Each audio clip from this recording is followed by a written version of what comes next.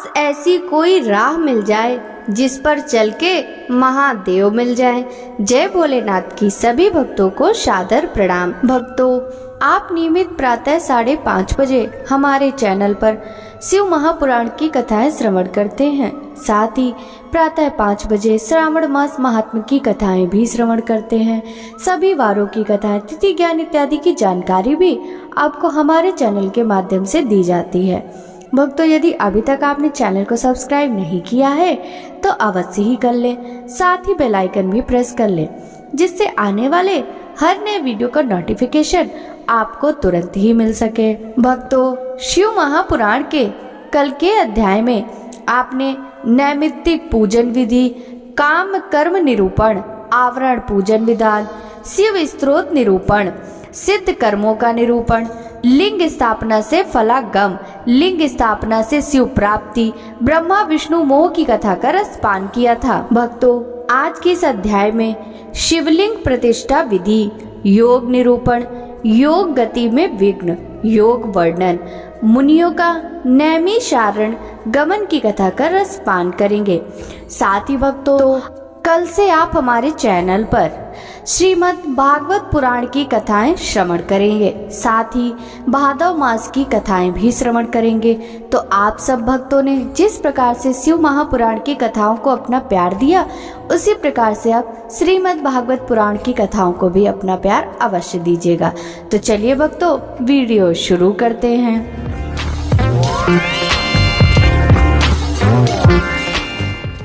श्री कृष्ण जी बोले, हे मुनिवर, आपने मुझ पर कृपा कर इस अद्भुत कथा को मुझे बताया। अब आप लिंग और वेदी की प्रतिष्ठा की विधि भी बताइए। यह सुनकर उपमन्यु बोले, हे कृष्ण, शुक्ल पक्ष में शिव शास्त्र के अनुसार शिवलिंग का निर्माण कराएं। गणेश जी का पूजन कर लिंग को स्नान के लिए ले जाएं। 5 स्थान की मिट्टी, गोबर और पंचगव्य से शिवलिंग को स्नान कराएं। मंत्रोच्चारण करते हुए लिंग का जल में अधिवास करें। मूर्ति को सुंदर वस्त्र और आभूषणों से सुसज्जित कर उनका पूजन करें और उन्हें चौकी पर स्थापित करें। पूर्व की ओर मूर्ति का माथा और पश्चिम में पिंडी होनी चाहिए। तत्पश्चात पुनः स्नान कराकर पूजन करें। वेदी की भूमि के ईशान कोण में कमल लिखें। शिव जी का वाहन कर पूजन करें। वेदी के पश्चिम में चंडिका कमल लिखकर पुष्प अर्पित करें। फिर शिवलिंग को नए वस्त्र में लपेटें। विदेश, कुंभ और वर्धनी शैवी की स्थापना करें। फिर 4 विप्र मंत्रोच्चारण करते हुए हवन करें। 108 घी की आहुतियों से हवन करें। हवन के पश्चात पूर्णाहुति दें। फिर महापूजन आरंभ करें। 10 कलशों के जल में शिव मंत्र पढ़कर अंगूठे और अनामिका द्वारा मृत्तिका मंत्र जाप करें। फिर उस जल से शिवलिंग का अभिषेक करें। फिर विदेश के घट से अभिषेक करें। तत्पश्चात दोनों हाथ जोड़कर भक्ति भावना से भगवान शिव का देवी पार्वती सहित स्तुति करते हुए आवाहन करें। फिर पंच उपचार से उनका पूजन करें। पूजन करने के पश्चात हाथ जोड़कर क्षमा याचना करें। फिर अन्य मूर्तियों को भी इसी विधि से स्थापित करें। यह कार्यों के पूर्ण हो जाने पर आचार्य को यथावत दक्षिणा देकर उसके चरण छूकर आशीर्वाद प्राप्त करें। मुनि उपमन्यु बोले, हे केशव, अब मैं आपको योग विधि के बारे में बताता हूँ, जिसके द्वारा सभी विषयों में निवृत्ति हो और अंतःकरण की सब वृत्तियाँ शिव जी में स्थित हो जाएं। वह परम योग है। योग 5 प्रकार का होता है: मंत्र योग, स्पर्श योग, भाव योग, अभाव योग और महायोग। मंत्रों का उनके अर्थ सहित ज्ञान होना महायोग कहलाता है। मंत्रों को प्राणायाम द्वारा सिद्ध करना स्पर्श योग कहलाता है। जब जीवा मंत्रों को स्पर्श ना करते हुए भी उनका जाप करती है तो वह भाव योग कहलाता है। प्रलय के समय से संबंध पूरे संसार का विचार अभाव योग कहलाता है। जब साधना करने वाले की सभी मानसिक वृत्तियां भगवान शिव से जुड़ जाएं, वह नित्य शिव चिंतन में मग्न रहे, ऐसी दशा महायोग कहलाती है। सांसारिक बंधनों से मुक्ति की कामना करने वाले मनुष्य ही इस चिंतन और वैराग्य को अपने जीवन में अपनाकर महायोग प्राप्त करते हैं। हमारे शरीर में रहने वाली प्राण वायु को रोकना प्राणायाम कहलाता है।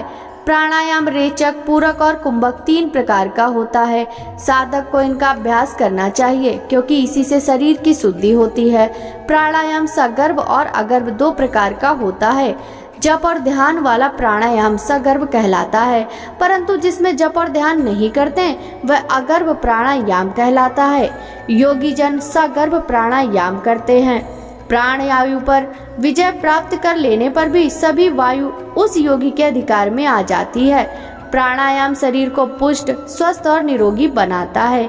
इनके नियमित अभ्यास से कफ, मूत्र, पुरीस आदि कम हो जाते हैं। समस्त इंद्रियों को अपने वश में कर लेना प्रत्याहार कहलाता है। इंद्रियों को अपने वश में रखने से स्वर्ग और न रखने से नरक की प्राप्ति होती है, इसलिए अपने चित्त को एकाग्र रखना चाहिए। भगवान शिव, जो कि सबके ईश्वर हैं, त्रिलोकी नाथ हैं, का ध्यान करने से योगी का कल्याण होता है। अपने पूरे शरीर के साथ साथ इंद्रियों पर काबू पाने से आत्मा का उद्धार होता है। उपमन्यु बोले, हे केशव, आलस, व्याधि, प्रमदा, स्थान, संशय, चित्र का एकाग्र न होना, अश्रद्धा, दुख, वैमनस्य आदि योग में पड़ने वाले विघ्न, इन विघ्नों को सदा शांत करते रहना चाहिए। इन सब विघ्नों के शांत होने पर 6 उपसर्ग उत्पन्न हो जाते हैं। प्रतिमा, श्रवण, वार्ता, दर्शन, आस्वादन, वेदना आदि भाग के विषय हैं। यथार्थ ज्ञान प्राप्त हो जाने पर भी विप्र कृष्ट नहीं होता, यही प्रतिमा है।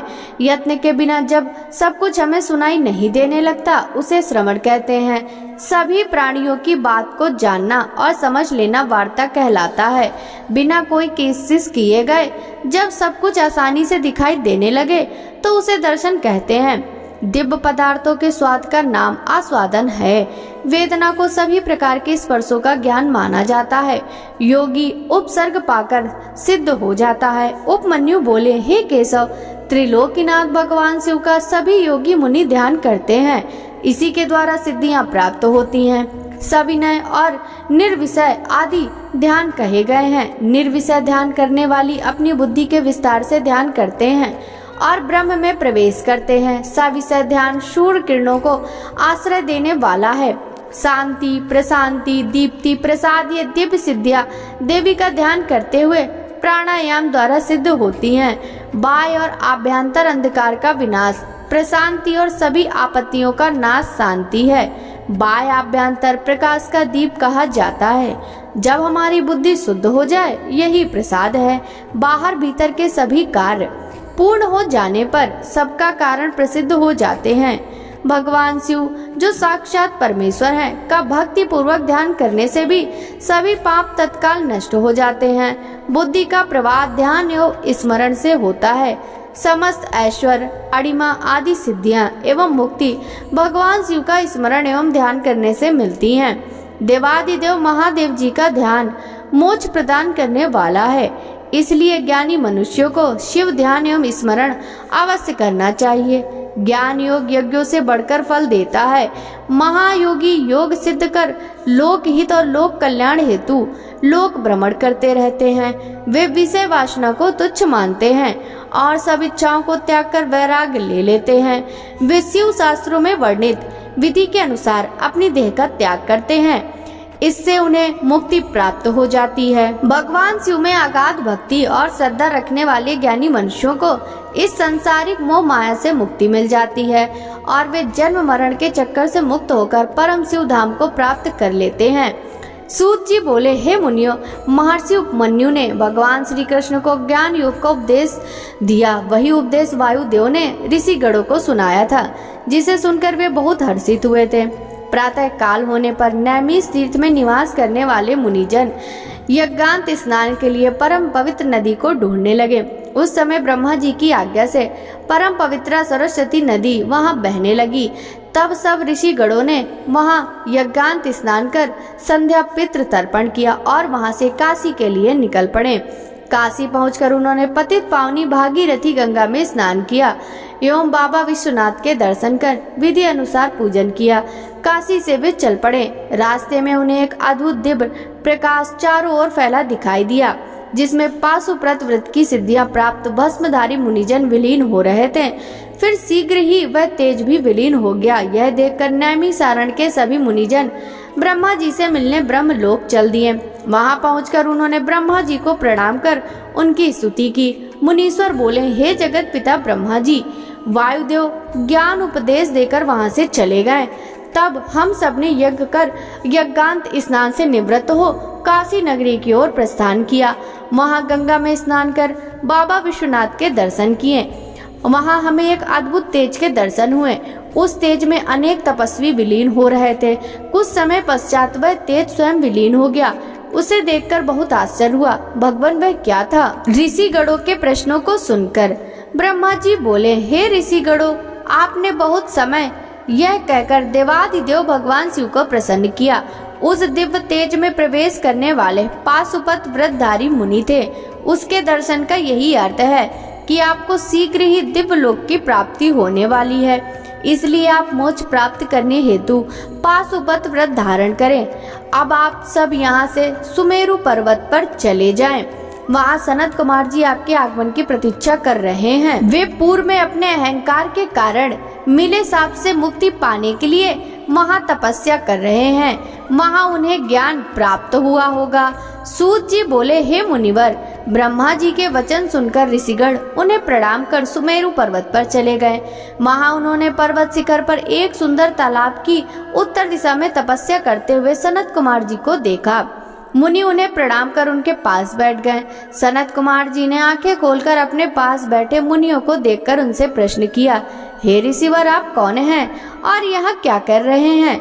यह सुनकर ऋषिगणों ने सारी बातें उन्हें बता दी। उसी समय नंदीश्वर भी वहां आ गए। नंदीश्वर को अपने सामने पाकर सभी मुनियों और सनत कुमार जी ने आसन से उठकर उन्हें दंडवत प्रणाम किया और हाथ जोड़कर प्रणाम करने लगे। सनत कुमार जी बोले, हे नंदीश्वर, इन मुनियों ने, जो कि नैमिसारण्य में निवास करते हैं, 10,000 वर्षों तक यज्ञ किया। उस महायज्ञ के समाप्त होने पर ब्रह्मा जी ने इन्हें आपकी शरण में भेजा है। आप इनका कल्याण करें और इन्हें दिव्य अद्भुत ज्ञान प्रदान करें। सनत कुमार जी के वचन सुनकर नंदीश्वर ने अपनी कृपा दृष्टि ऋषिगणों पर कर दी। नंदीश्वर ने परम दिव्य शिव तत्व का उपदेश उन्हें दिया। तब उपदेश देकर वे बोले, यह परम ज्ञान धर्म, अर्थ, काम और मोक्ष सभी प्रदान करने वाला है। अब आप मुझे जाने की आज्ञा प्रदान करें। यह कहकर नंदीश्वर वहां से चले गए। इसके पश्चात सभी ऋषिगण प्रयाग तीर्थ चले गए और वहां उन्होंने अपना महायोग पूरा किया। योग पूर्ण होने पर उन्हें ज्ञात हुआ कि कलयुग आ रहा है। यह देखकर वे नैमिसारण मुनि काशी चले गए। वहां मुक्ति की कामना करते उन्होंने पाशुपत व्रत धारण किया। उनकी सिद्धि सफल हुई और वे शिव पद को प्राप्त हुए। श्री व्यास जी बोले, इस प्रकार यह शिव पुराण पूर्ण हुआ। इस शिव पुराण को आदर पूर्वक पढ़ने अथवा सुनने से सभी पाप नष्ट हो जाते हैं। इसे प्रथम बार पढ़ने या सुनने से सारे पाप भस्म हो जाते हैं। दोबारा श्रवण से भक्तिहीन को भक्ति व भक्त को भक्ति की समृद्धि प्राप्त होती है। तीसरी बार श्रवण करने से मुक्ति मिल जाती है।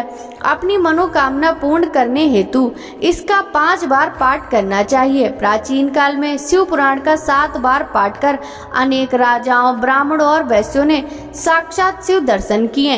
इस पवित्र ग्रंथ को भक्ति पूर्वक सुनने वाला मनुष्य संसार में सभी सुखों को भोगकर मोक्ष को प्राप्त कर लेता है। शिव पुराण भगवान शिव को बहुत प्रिय है। यह वेदों के समान भोग और मोक्ष देने वाला है। शिव पुराण का पाठ करने वाले मनुष्य पर देवाधिदेव महादेव की सदा कृपा दृष्टि रहती है। वे सदा सबका कल्याण करते हैं। भक्तों, आशा करती हूँ कि आपको शिव महापुराण की यह कथा अच्छी लगी होगी। यदि यह कथा आपको अच्छी लगी हो तो इस वीडियो को लाइक कर ज्यादा से ज्यादा भक्तों के साथ शेयर कीजिएगा। साथ ही वीडियो के कमेंट बॉक्स में हर हर महादेव जरूर लिखिएगा, जिससे भगवान शिव, माता पार्वती की कृपा सदा सर्वदा आप सभी पर इसी प्रकार बनी रहे। साथ ही भक्तों, कल से आप हमारे चैनल पर श्रीमद् भागवत पुराण की कथाएं अवश्य श्रवण कीजिएगा और उन सब कथाओं को भी आप शिव पुराण की कथाओं के जैसा ही प्यार अवश्य दीजिएगा और भादव मास की कथाएं भी अवश्य ही श्रवण कीजिएगा। भक्तों, आज से मिलते हैं कल श्रीमद् भागवत पुराण के कथाओं के साथ। तब तक सभी भक्तों को हरे कृष्णा, राधे राधे, हर हर महादेव।